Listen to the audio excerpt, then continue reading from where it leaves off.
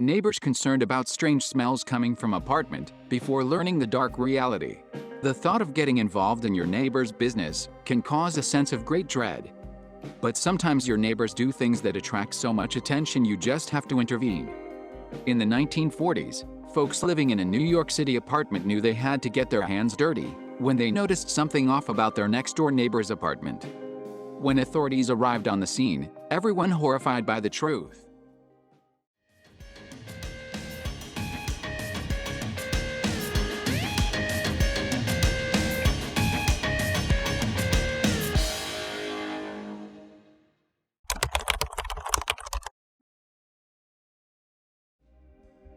In March of 1947, New York City police received a worrying call from residents living in Harlem. The concerned citizens smelled an awful smell wafting in from their neighbor's apartment, where the paranoid Collier brothers lived, Homer and Langley. They were known by their strange and toxic way of life, which went on for decades. When cops arrived at the scene, they attempted to open the front door, only to discover that they were unable to enter. They went around to a window in an effort to get inside. It was then that the officers discovered the apartment was packed with junk obstructing any possibility of entering.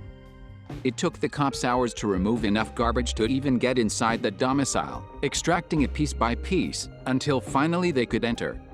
When they did, they were confronted with a horrific sight: Homer's body laying cold amidst the rubble. But where was Langley? Few minutes later, the law enforcement ultimately uncovered Homer's younger sibling's whereabouts. He was lying stiff 10 feet away from his brother. Police soon discovered the dark cause behind their deaths. Ironically, Langley had met his end at the hands of one of his own booby traps, fashioned to protect him and Homer from external threats.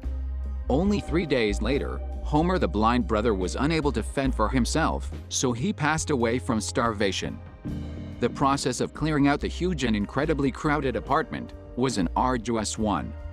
There was many strange objects uncovered, included 14 pianos, 25,000 books, and many other weird stuff.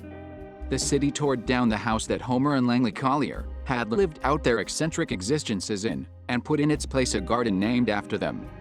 Although they suffered from mental illness, it's clear that the brothers loved each other more than anything. The story of the Collier brothers is a strange and twisted one indeed, but it's also representative of the quirky and often macabre nature of the 1800s in New York City. It truly was like the Wild West out there.